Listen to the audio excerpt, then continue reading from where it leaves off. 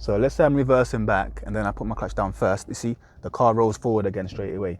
So to stop it rolling forward when I want to stop, I'm gonna brake first. So somebody wanted to know how to reverse uphill, and I'm gonna show you. So the mistake a lot of people make is they don't realize it's a hill in the first place. So when they try to move back now, they'll just treat it like it's a normal section of the road, and then when they release the handbrake, the car starts rolling forward, and that way they're losing control. To stop this happening, you need to just treat this as a hill stop, which is exactly what it is. So in the first place, I'm going to use the handbrake technique, and then I'll go into reverse, and then I'll get my biting point, and I know my biting point is there.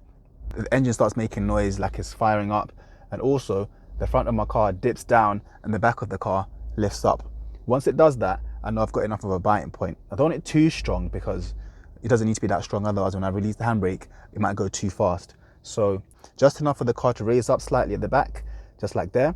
And then once it's safe, I'm gonna release my handbrake and my car starts moving back. But you notice I'm moving my clutch down a little bit just to control my speed, because if I keep it at the same spot here, like there, you see the car starts going back too fast. So to control that, I just keep it around the biting point and then bring it up a little bit and then down a bit.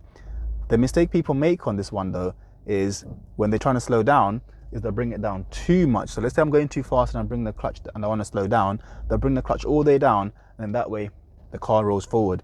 You don't want that because you're not really controlling the car properly, and also you're just going to lose all that progress of reversing back that you've just done. So to stop yourself rolling forward, what you need to do is bring the clutch down to a certain point that's not going to allow the car to go back, but it's not also going to allow the car to go forward. And I'll show you what I mean. So let's say I'm reversing back and then I want to go slower. Instead of bringing it too low, I'm just going to bring it just to the biting point, just there. So that way it's not going back anymore, and it's also not rolling forward down the hill. It's just at a point where it's enough to hold the car still. You don't hold this position too long though, so you want to keep moving if possible, if it's safe. But if you have to stop for a long time, you're probably best off braking and then putting the clutch down, so you're not putting any strain on your clutch.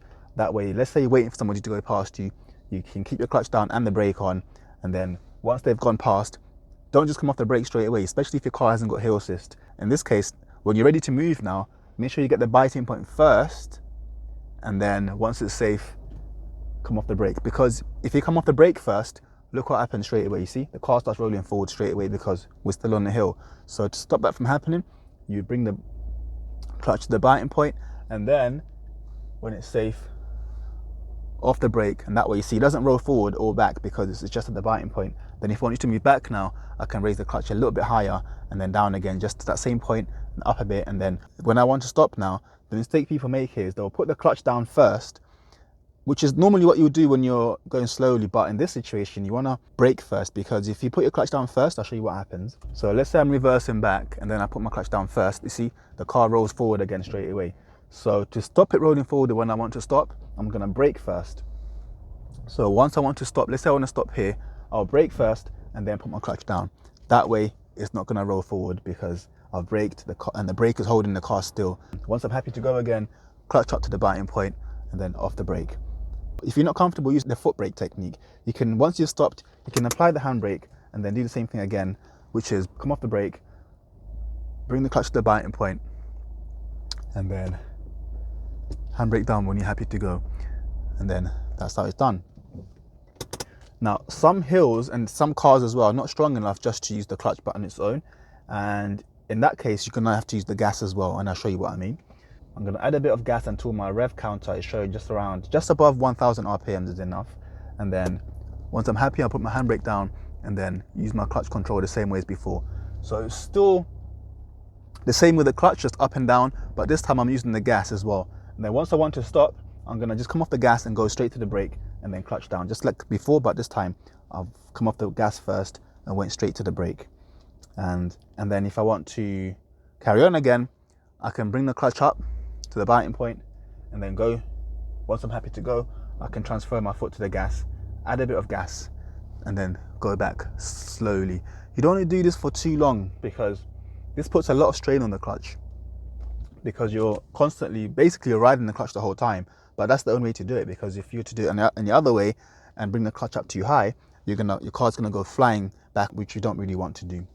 Somebody asked, why does the car roll back before moving off? And the main reason why the car rolls back, and a lot of my learners get confused by this, is because you're on a slope or on a hill. There's no other reason your car's going to roll back. So if you're on a flat piece of, if you're on a flat piece of road, and if you're on a flat piece of road and you don't have any power, your car's not going to roll anyway. It's just going to stay in the same place. But if you're on a slope or on a hill, the car is going to roll. And the other reason is because you haven't got enough power, or your clutch is in the wrong place, or you're not in gear. So let me show you what I mean. So right now we're on a slope, and if I was to release the handbrake, straight away my car's going to roll back because we're on a slope. Even if you're in gear, let's say you're in gear now and then you're trying to move, and I'm trying to move off now, and then I'm going to press the gas. You see, straight away I roll backwards because my clutch is too low. When the clutch is at that point there, it means that there's no power being transferred to the wheels, so therefore I'm not going to go forward, I'm just going to roll back because I'm on a hill.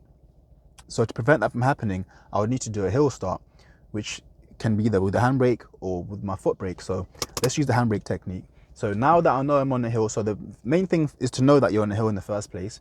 And if your car rolls back, just straight away think, okay, I'm on a slope, oh, I'm on a hill. But sometimes people can't tell they're on a hill, but if it rolls back, then at least you know straight away. Then you can then think about doing a hill start like one of these ones. So let me show you the handbrake one first. So now that we know on the hill, we have to get the biting point first before we release the handbrake, because if you don't, the car's going to roll back. So make sure you got the biting point by bringing the clutch up until you see the car raise a bit, and then you keep your foot still there. That's how you know you're at the biting point. And then now when it's safe, I can put my handbrake down and add a bit of gas as well if I need to. Or if you want to use the foot brake technique, you can also do it that way as well. So let's say now I know for certain that I'm on a hill, I've gone into gear, my foot's on the brake, I can then bring my clutch to the biting point, I can feel it, I can hear it as well.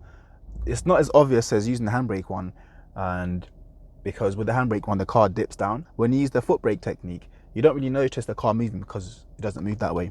And instead you just have to kind of hear it and feel it. When it starts vibrating and it starts making noises, then you know you're at the biting point. And then when you're ready to move, you can come off the brake and then add a bit of gas as well, and then the car starts moving off. So the main thing to remember is if your car's rolling back before you move off, it means you are on a hill. So the next thing you need to do is to do a hill start. That way you're not going to roll backwards. And then I'll go into reverse, and then I'll get my biting point, and I know my biting point is there. But you notice I'm moving my clutch down a little bit just to control my speed, because if I keep it at the same spot here like there, you see the car starts going back too fast. So let's say I'm reversing back and then I want to go slower. Instead of bringing it too low, I'm just going to bring it just to the biting point just there. So that way it's not going back anymore, and it's also not rolling forward down the hill.